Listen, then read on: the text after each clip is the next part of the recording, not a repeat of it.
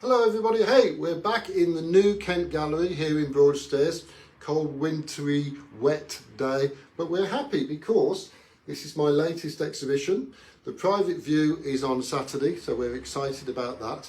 And it's my new series. It's all about birds in trees with leaves, which is funny because I know absolutely nothing about flora apart from the fact that it spreads easily.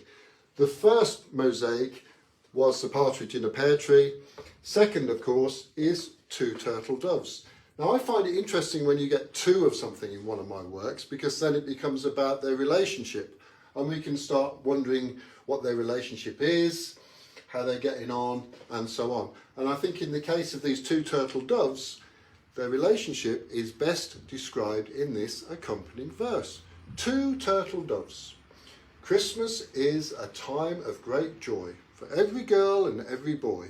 And as Jesus bestows his love from above, I hope he remembers these two turtle doves.